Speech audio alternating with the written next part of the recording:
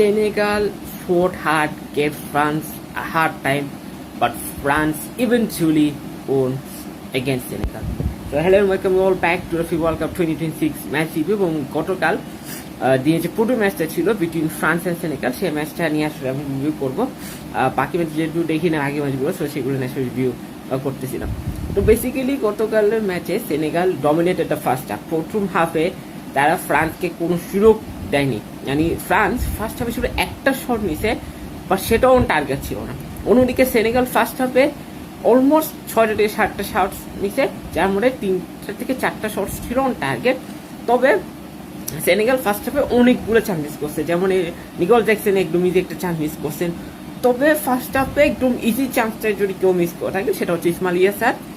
First half শেষে যোগ করা মিনিট একদম শেষের দিকে ইসমাইল ইয়াসারের সামনে একটু শূন্য সুযোগ ছিল গোল করা, but somehow he missed from a close range. এবং ওই গোলটা যদি সময় সেনেগাল করতো তাহলে কিন্তু ফ্রান্স একটা প্রেশার থাকতো। কিন্তু সেকেন্ড হাফে পুরো ম্যাচ চেঞ্জ হতে থাকে। সেকেন্ড হাফ শুরু থেকে ফ্রান্স ডমিনেট করতে স্টার্ট করে এবং ultimately through Kylian Mbappe they got the first গোল।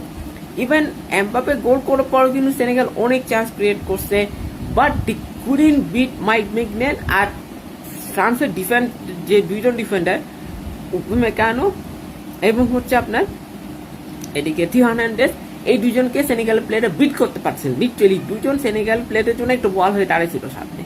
অন্যদিকে সেনেগালের গোলকিপার এডওয়ার্ড মেন্ডি সেকেন্ড হাফে 4টা স্টেপ সে করছে, but still he couldn't be on winning side. এরপর বারকোলা নামলেন ডেম্বেলের পরিবর্তে। নামার সাথে সাথে almost within a minute score beautiful goal. এবং বারকোলা যে গোলটা করছে হি ওয়াজ টোটালি আনমার্কড, পুরো আনমার্ক ছিল সে।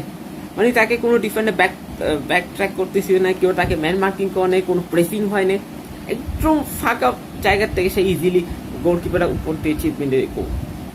তারপর সেনেগাল একটা পুল ব্যাক করছিল, যে গোলটা সেনেগালের প্লেয়ার করছিল 18 বছর বয়সী প্লেয়ার, সে অসাধারণ গোল ছিল। দেন ফ্রান্স এরপরও অ্যাটাক করছে। রায়ান চেরকি যখন ম্যাচের 6-7 মিনিট বাকি তখন আসছে, বাট এর আগে কিলিয়ান এমবাপে একটা অসাধারণ গোল করছেন। And that goal was the ultimate difference between those two teams.